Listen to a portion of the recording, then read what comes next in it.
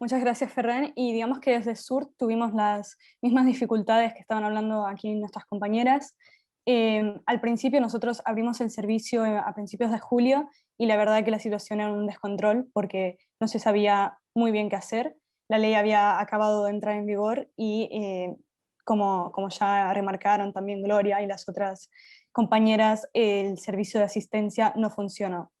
Y digamos que no sé si vieron el artículo de La Vanguardia que publicó el 19 de marzo, que comentaba la noticia de prensa publicada por la Seguridad Social de que hasta ahora, hasta marzo 2021, solo el 72% de las solicitudes que fueron enviadas se analizaron y de ese 72%, solo el 3% fueron aceptadas, por lo cual estamos viendo que es una ley que no es eficaz, no está cumpliendo de su objetivo de cubrir las necesidades básicas de las personas que lo están solicitando y son todas personas que están en dificultades muy graves. Hay personas que no tienen ninguna tipología de ingreso y a las cuales le tenés que decir que no solo no tendrás la certeza de que le van a aprobar el ingreso, sino que también tendrán que esperar mínimo 6 meses para tener una respuesta que muchas veces luego es una denegación, por lo cual verdaderamente las estás dejando en una situación de inseguridad total. Y digamos que necesita muchas mejoras esta ley. Obviamente, como ya dijo Karma, hubo 5 modificaciones desde junio, por lo cual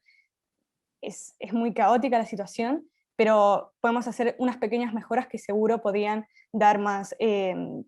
eficacia a la ley, como por ejemplo, sería muy importante que los servicios de asistencia funcionen, por lo cual que contesten al teléfono en primer lugar y que luego den informaciones claras y simples, porque la gente que tiene que tramitar este ingreso, si lo tramita sola, no tiene conocimientos legales, tampoco tienen mucho conocimiento de Internet y de cómo funciona la página web, entonces tienen que ser informaciones muy claras sobre la documentación que se tiene que aportar, sobre cómo hacerlo. También tiene que ser muy claro cuando te llegue la denegación de cómo hacer la reclamación, porque nosotros también nos encontramos con solicitudes denegadas porque afirmaban que no se completaba el requisito de vulnerabilidad económica del artículo 13 de la ley, que igualmente es muy vago porque vulnerabilidad económica, ¿qué entendemos por esto? No se aclara, no se especifica. Nosotros hicimos muchas solicitudes a personas que no tenían ninguna tipología de ingreso y le dijeron que no respectaban este requisito, por lo cual no se entiende muy bien lo que están pidiendo. Y otro problema es este carácter indefinido. Te van a dar este ingreso si te lo aprueban hasta que dure esta situación de vulnerabilidad económica, que como acabo de decir, no sabemos qué es, por lo cual no da seguridad jurídica, y esto es un problema muy importante de la ley. También tenemos que remarcar el hecho de que para una persona se prevén 469 euros, que en ciudades como Barcelona no alcanza casi para el alquiler y la comida en un mes, porque es muy poco, y sobre todo ya cuando sos 2 adultos y un menor que te dan 750 euros, eso no alcanza para cubrir las necesidades básicas. Y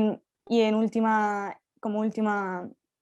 remarcación para terminar, digamos que si el plazo es muy largo, 6 meses es mucho tiempo. Si una persona necesita esta ayuda ya no va a servir en 6 meses, o en 6 meses la situación va a estar todavía peor, por lo cual tendrían que acortar los plazos. En principio, cuando empezamos en junio eran solo 3 meses de espera y ahora ya son 6. Y aunque aumentaron este plazo, como dijeron, no aumentó el plazo para presentar los documentos requeridos. Si te los piden, tenés solo 10 días para presentarlos y este plazo no es suficiente porque lo tenés que ver, tenés que entender qué documento es, muchas veces tenés que sacar un turno